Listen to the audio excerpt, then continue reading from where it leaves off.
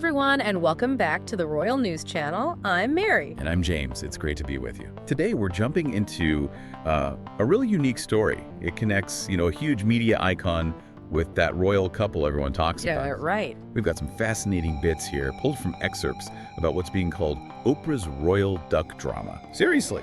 First detail that kind of sets the whole weird scene. Oprah, she was on a podcast, right? With Yeah. Kelly Ripa. And she deliberately, mocked Harry and Meghan's last name, Sussexes.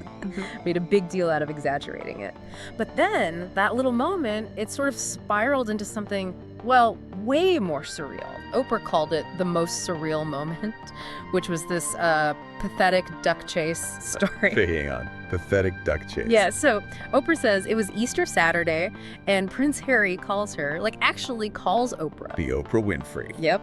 Apparently sounding pretty desperate, asking for help with a duck problem. A duck problem, seriously. On Easter Saturday, I'm just... what kind of duck problem needs a royal SOS to Oprah? Oh, right. Well, it turns out the Duke and Duchess, they had this mother duck, and her ducklings just invade their backyard. Okay, like waddling around. Pretty much. And they were apparently quite, worked up about it. Yeah. Distressed by these ducks. Oh, okay. So how did Oprah solve the royal duck crisis? Well, according to Oprah, Harry and Meghan basically begged her, asked if they could bring the ducks over to the pond on her property. Wait, they begged Oprah to use her pond for their ducks. That's the story, yeah.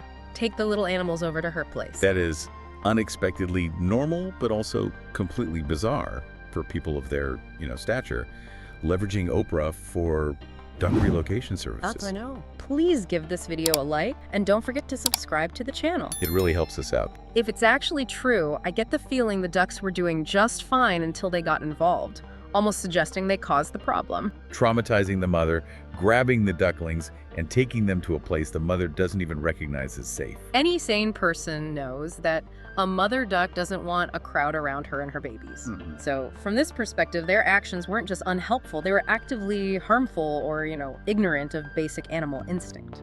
And it raises that big question about the line between their public image and these, really private, maybe even slightly embarrassing moments.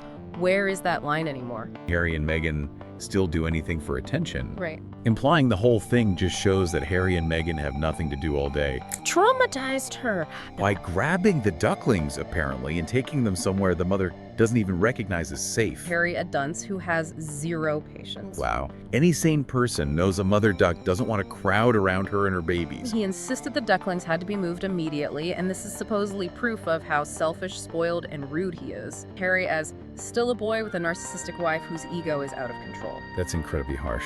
It is. I don't think there's any hope their kids will turn out normal.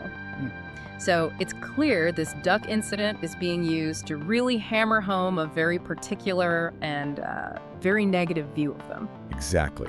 And if we connect this out a bit to the bigger picture, it's honestly fascinating how a simple story about ducks gets, almost weaponized, you could say.